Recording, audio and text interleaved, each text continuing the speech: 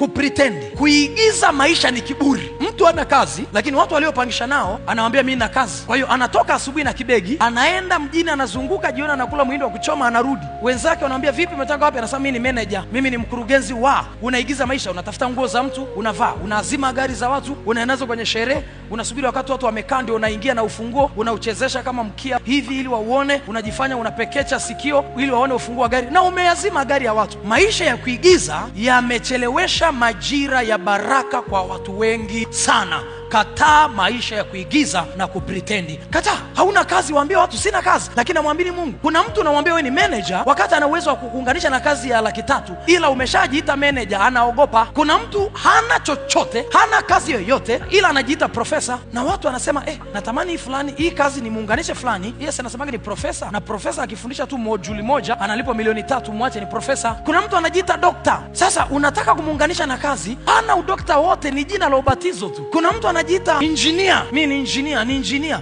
Unaogopa kumuunganisha na kazi ya kujenga choo kwa sababu engineer na makazi makubwa. Kumbe hata hiyo ingemsaidia maisha. Acha kufeki maisha. Kiburi ni pamoja na kufeki maisha. Kwani unachukua mkopo wa gari, unaajiriwa leo, unachukua mkopo wa gari leo ili naonekana ingia na gari.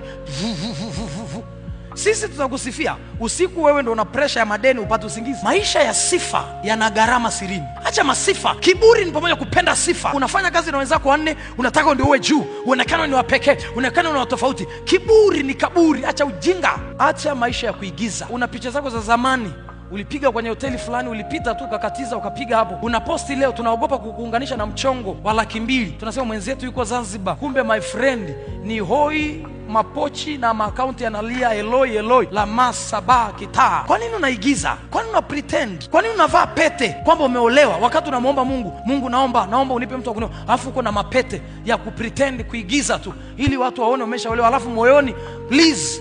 Maisha ya kuigiza yatakupishanisha na majira ya baraka. Kuna watu wanataka kuunganisha na kazi, ila ulivyojiweka wanaogopa, wanashindwa tutaanzia wapi. Anaonekana ana hela yule. Umechukua pochi lako, umeweka vitambaa, umeweka uchafu, umeweka kwenye fuko, imevimba kama jipu kwenye kalio. Watu wanadhani una hela, kumbe hakuna senti.